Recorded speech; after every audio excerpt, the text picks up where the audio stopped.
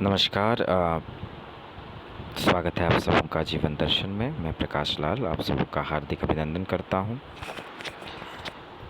बहुत दुख के साथ ये कहना पड़ रहा है कि आदरणीय रतन टाटा जी का स्वर्गवास हो चुका है और संपूर्ण देश भावभीनी श्रद्धांजलि अर्पित कर रहा है रतन टाटा जी को। आज के इस वीडियो में हम प्रयास करेंगे कि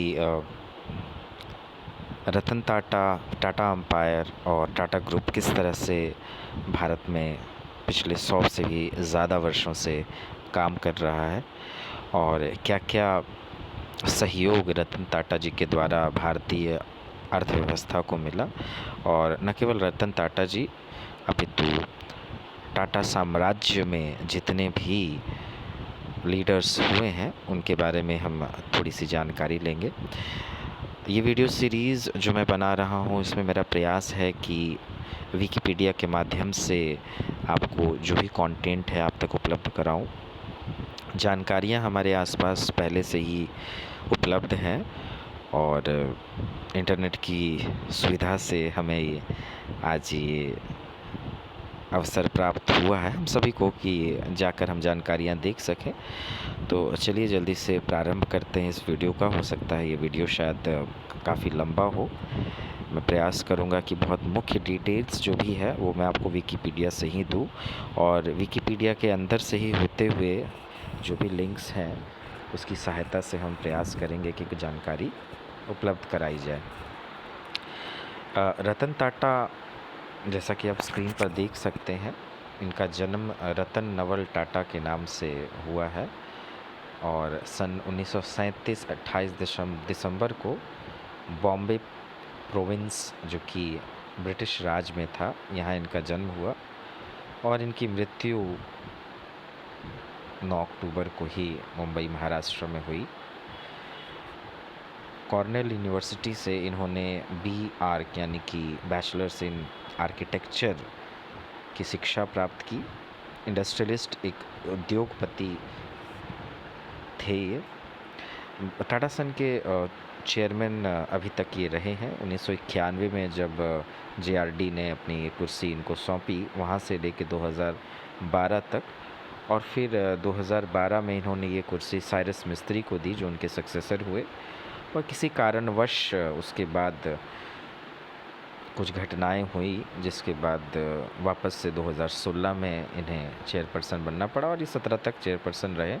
और इसके बाद नटराजन चंद्रशेखरन, जितना मुझे याद पड़ता है, TCS के प्रमुख हुआ करते थे ये, इन्हें आगे की जिम्मेदारी सौंपी गई। देखिए ये अपने आप में बड़ी अनूठी बात है। ये टाटा का इतना बड़ा साम्राज्य जो अगर आप पिछले 100 साल की हिस्ट्री अगर आप देखेंगे जो इस वीडियो में हम देखने का प्रयास करेंगे, इसमें N चंद्रशेखरन एंड नटराजन चंद्रशेखरन जो हैं टाटा समूह से नहीं आते हैं, उस परिवार से नहीं आते हैं और फिर भी उन्हें ये जिम्मेवारी सौंपी गई। जो चंद्रशेखरन साहब हैं ये, जैसा कि आप देख सकते हैं कि टाटा कंसल्टेंसी सर्विसेज के चीफ ऑपरेटिंग ऑफिसर रह चुके हैं और अभी इनके हाथ में जिम्मेवारी दी गई है। इनका दूर दूर तक टाटा फैमिली से कोई लाइनेज से रिश्ता नाता नहीं रहा, पर एक बहुत ही शानदार एडमिनिस्ट्रेशन है चंद्रशेखरन साहब। वापस से बात करते हैं टाटाज़ की। तो रतन टाटा, जैसा कि मैंने बताया, 2017 में इन्होंने अपनी विरासत आगे बढ़ाई। टाटा फैमिली से ये बिलोंग करते हैं। भारत की बात की जाए तो पद्म भूषण जो कि नागरिक सम्मान है भारत का, 3rd highest civilian award Padma Bhushan इन्हें दिया गया 2000 में और 2006 में इन्हें महाराष्ट्र भूषण भी दिया गया। 2008 में पद्म विभूषण से नवाजा गया इन्हें। पद्म विभूषण जो कि 2nd हाईएस्ट सिविलियन अवार्ड है और जो भी आप लोग BPSC, UPSC, सिविल सर्विसेज या किसी भी एग्ज़ाम की तैयारी कर रहे होंगे आपको पता ही होगा कि भारत का सर्वोच्च नागरिक पुरस्कार भारत रत्न होता है। इसके अलावा ऑर्डर ऑफ ऑस्ट्रेलिया और असम वैभव जो एक ऑनर है वो उन्हें ऑलरेडी मिल चुका है और नाइट की ऑलरेडी उपाधि मिल चुकी थी, इसलिए इनके नाम के आगे सर भी लगाया जाता है। रतन टाटा की प्रारंभिक जीवन की अगर बात की जाए तो इनके पिताश्री अ, फैमिली हिस्ट्री में अगर हम देखें तो नवल टाटा इनके पिताश्री हैं। नवल टाटा अडॉप्टेड चाइल्ड थे रतन जी टाटा के, जिनके बारे में हम पढ़ेंगे आगे जा कर के। रतन जी टाटा के विषय में भी जानेंगे। अ, प्रारंभिक पढ़ाई की अगर बात की जाए, जैसे मैंने ही कहा ही कि इन्होंने बीआर किया था। इसके अलावा ऑनर्स एंड अवार्ड्स से ज़्यादा ज़रूरी है करियर के बारे में जानना। तो 1970 में रतन टाटा को एक मैनेजरियल पोजीशन टाटा ग्रुप में दी गई और नेशनल रेडियो एंड इलेक्ट्रॉनिक्स में जो इकोनॉमिक स्लो डाउन हुआ था उस पे इन्होंने सफलता पाई। सन 1991 में आदरणीय जे.आर.डी. टाटा, जो कि भारत के प्रथम पायलट भी माने जाते हैं और महानतम इंडस्ट्रियलिस्ट में से एक हैं, इन्होंने इन्हें आगे की जिम्मेवारी सौंपी। पिक्चर्स में आप देख सकते हैं रतन टाटा 2005 में इनका बांग्लादेश में एक संवाद जो देखा जा रहा है। इसके अलावा Ratan Tata, Tata tea, Tetley, Tata Motors और इसके अलावा लैंड रोवर और जगुआर को एक्वायर करने में इन्होंने मुख्य भूमिका निभाई। आप टाटा मोटर्स से इनका बड़ा प्रेम रहा है। टाटा मोटर्स में बता दूं, जो पहले टेल्को यानी Tata engineering and locomotive companies के नाम से जाना जाता था, तो टाटा इंजीनियरिंग इनका हमेशा ही प्रथम प्रेम रहा। ऑटोमेटिव इंडस्ट्री में इनकी बहुत रुचि थी। टाटा मोटर्स, आपकी जानकारी के लिए मैं बता दूं, एक बहुत ही बेहतरीन कंपनी है जो झारखंड के जमशेदपुर में स्थित है। टाटा नगर के भी नाम से जाना जाता है और वहीं पर टाटा स्टील भी स्थित है, जो कि करीब 1907 में इसकी स्थापना हुई थी। बल्कि टाटा स्टील ही टाटा साम्राज्य की का बेस यानी आधार बिंदु भी रहा है, जिसके बारे में हम चर्चा करेंगे। टाटा नैनो को लेके इनकी बहुत चर्चाएं हुई। टाटा इंडिका पे काम किया इन्होंने और ये बहुत दुखद है कि टाटा नैनो जैसा शानदार प्रोजेक्ट भारत में फेल हुआ। मैं इसे पूरी तरह फेल तो नहीं मानूंगा। अगर आज भी आप बाहर जाके 1-2 नैनो चलाएंगे तो आपको ये आभास हो जाएगा। ये छोटी सी 650 सीसी की कार आज भी बहुत दमदार गाड़ी है और हो सकता है इसका नया वर्जन आए। पर टाटा नैनो जो बेसिक कंसेप्ट है, जिन भी छात्रों ने में आईटीज़ के छात्रों ने काम किया था, उनका उत्साहवर्धन करते हुए, हमारे इंजीनियर्स का उत्साहवर्धन करते हुए आदरणीय रतन टाटा जी ने इस प्रोजेक्ट को लिया और इसे सफलतापूर्वक मार्केट में लाया। और उस समय में ये लखटकिया कार के नाम से जाना जाता था टाटा नैनो, जो उस समय बहुत बड़ी बात थी। और मुझे लगता है आज भी टाटा नैनो बहुत अच्छी 4 पहिए की गाड़ी है। अगर मौका मिले तो ज़रूर आप टाटा नैनो को देखें। इसके बाद अगर बात की जाए रतन टाटा के अन्य उपलब्धियों की, तो बहुत टाटा ट्रस्ट, हाँ जी क्षमा कीजिएगा जी। पर्सनल लाइफ उनके जीवन की बात करें तो आदरणीय टाटा जी ने कभी शादी नहीं की और उनके कोई बच्चे भी नहीं हैं। 2011 में उन्होंने कहा था कि I came close to getting married 4 times and each time I backed off in fear or for one reason or another. यानी जीवन में करीब 4 बार उन्होंने बहुत वो नज़दीक गए शादी के, मगर किसी आंतरिक डर की वजह से या किसी वह एक शब्द में कहूँ तो किंकर्तव्य विमूढ़ हो गए कि शादी करूं या ना करूं। और उनका एक पर्सनल असिस्टेंट साथ रहा करता था, शांतनु नायडू जिनका नाम है, और बहुत ही बेहतरीन व्यक्तित्व है इस यंग मैनेजर का, जो कि जीव जंतुओं की सेवा में जिन्होंने अपना प्रारंभिक कार्य किया। आखिरी समय तक आप शांतनु नायडू को उनके साथ देख सकते हैं। अपने जीवन में मुझे जहाँ तक याद है, शायद यहाँ वो जानकारी ना दी गई हो, जब होटल ताज पर हमला हुआ था, आतंकवादी हमला 2008 के दशक में शायद, और रतन टाटा बाहर खड़े थे, कहीं से खबरें आ रही थी कि उन्होंने किसी उच्चाधिकारी को कहा था कि अगर हो सके तो आप हमारी पूरी प्रॉपर्टी में आग लगा दें, पर यह सुनिश्चित करें कि कोई भी आतंकवादी बाहर न जा पाए।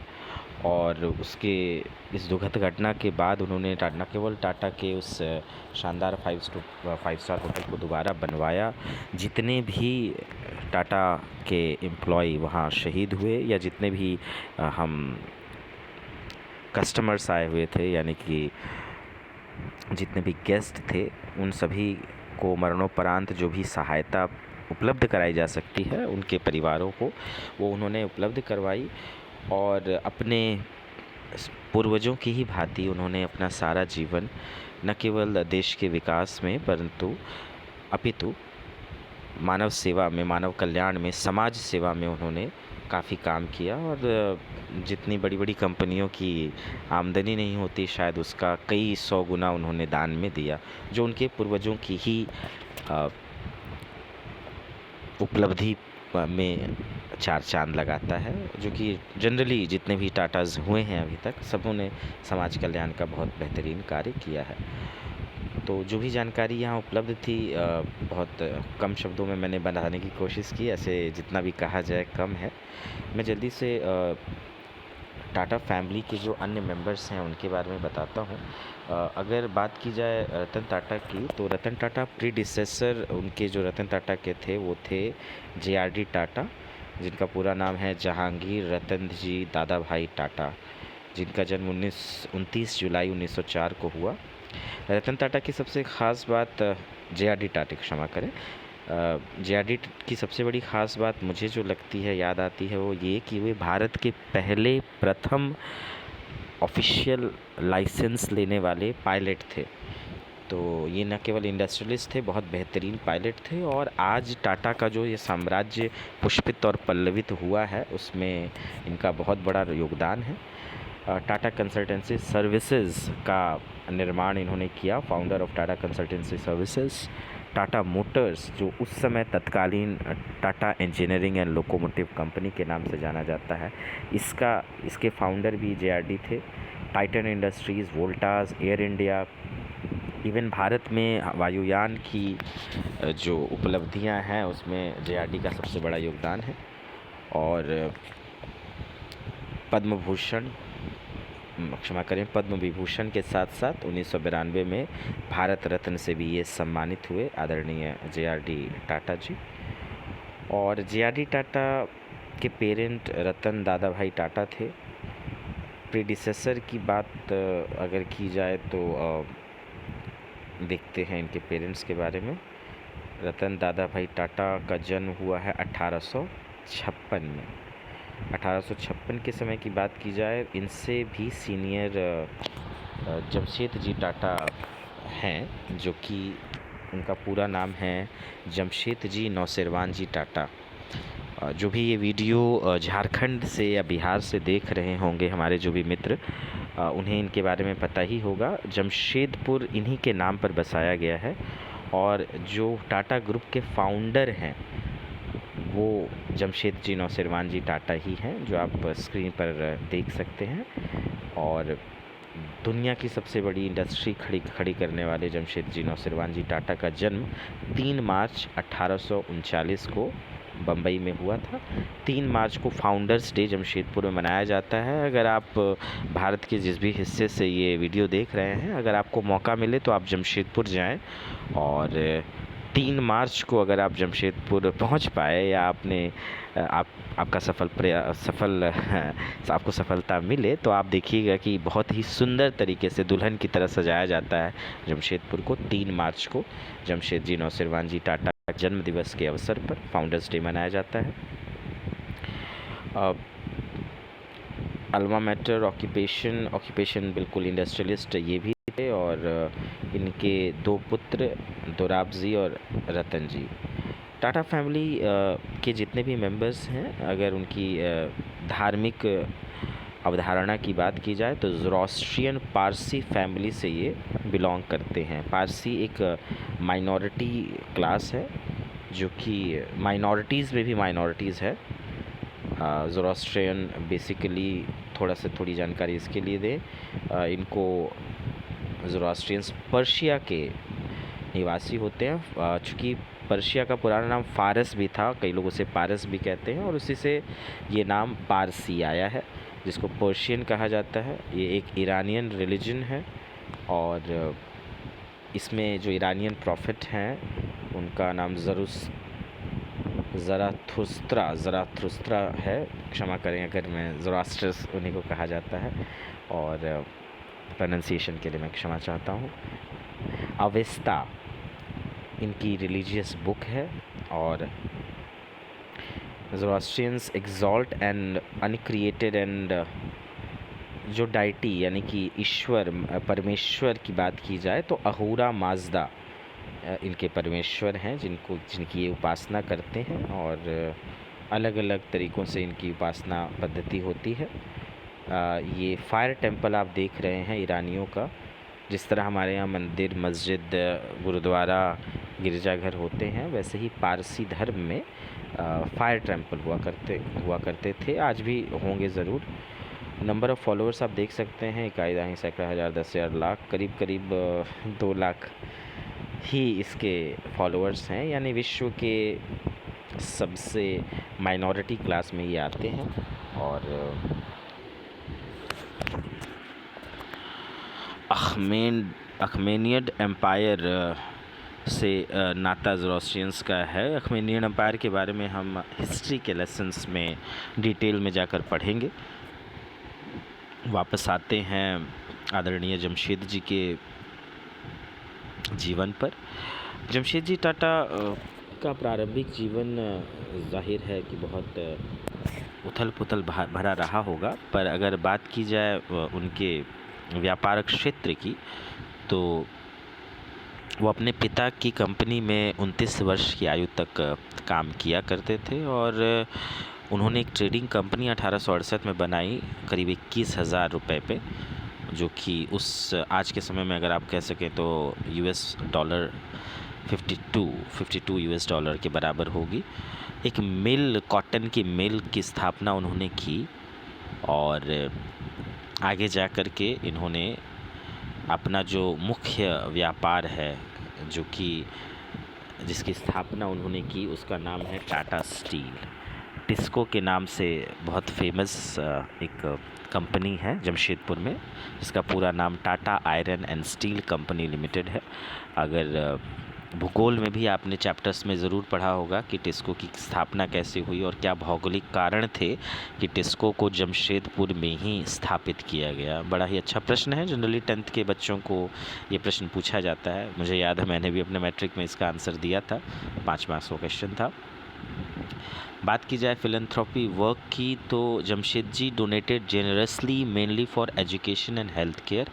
ही was named the greatest philanthrope of the 20th century, and he topped the list of the world's top philanthropists of the 20th century with an estimated donation of staggering $102 billion adjusted for inflations। 102 billion dollars इसकी आप परिकल्पना कर लीजिए। इतने पैसे इन्होंने दान में दे दिए परमादरणीय जमशेद जी नौसिरवान जी टाटा ने, और इनकी जो विरासत है इसको आदरणीय JRD ने, और JRD के बाद आदरणीय रतन टाटा ने भी निभाई, और बहुत ही बेहतरीन सामाजिक कार्य कंप्लीट टाटा ग्रुप में किया। टाटा ग्रुप की बहुत ख़ासियत देखिए, इसमें टाटा स्टील के बारे में दिया हुआ है। इसके अलावा टाटा पावर एक बहुत बेहतरीन कंपनी है जिसका भी निर्माण करवाया गया, और इसके अलावा कैंसर हॉस्पिटल बनाए गए, और जितने भी बेहतरीन इंस्टीट्यूट्स आप सुनेंगे भारत में, वो उसमें भी टाटा का योगदान रहा है, टाटा एम्पायर का। तो कुल मिलाकर वापस से अगर हम थोड़ा पीछे जाएं, हाँ, तो एक बार फिर ये छोटा सा वीडियो आदरणीय रतन टाटा की श्रद्धांजलि के तौर पर मेरे द्वारा बनाया गया है। आप सभी लोग रतन टाटा के बारे में जानेंगे, टाटा फैमिली के बारे में जानेंगे। हालांकि ये किसी नाम के मोहताज तो है नहीं, और हर कोई व्यक्ति जो आज वीडियो बना रहा होगा या फ़ोटो शेयर कर रहा होगा, वो एक नम आँखों से ही विदाई देगा इस महामानव को। और ये मेरा सौभाग्य है कि मैंने अपने प्रारंभिक जीवन का समय जमशेदपुर टाटा नगर में बिताया, और जहाँ पर बहुत ही बेहतरीन सुविधाएं, अच्छे स्कूल, अच्छी पढ़ाई, अच्छे स्पोर्ट्स फैसिलिटीज़ और बहुत ही अच्छी वाकपटुता के लिए बहुत ही सारे डिबेट क्लब्स और सामाजिक कार्यक्रम का आयोजन जमशेदपुर में किया जाता है। मैं एक बार बहुत बहुत धन्यवाद देना चाहता हूँ आदरणीय रतन टाटा जी को, उनके सभी पूर्वजों को, टाटा एम्पायर को, और नम आँखों से दोनों हाथ जोड़कर दंडवत प्रणाम करते हुए आज का वीडियो समाप्त करता हूँ। और ईश्वर से प्रार्थना है कि जो स्थान रतन टाटा जी चाहते हैं या चाहते थे, वही स्थान भारत को मिले, और उन्हें भी ईश्वर स्वर्ग में स्थान दे। अपने पूर्वजों की ही भांति उन्होंने अपनी कंपनी की कीर्ति को उजायमान किया और विश्व पटल पर हमारा नाम आगे बढ़ाया। बहुत बहुत धन्यवाद आप सबों का इस वीडियो को देखने के लिए, और विनम्र विदाई हाथ जोड़कर रतन टाटा जी को। अगले वीडियो में मैं फिर आऊँगा कुछ और कहानियाँ लेके। बहुत बहुत धन्यवाद।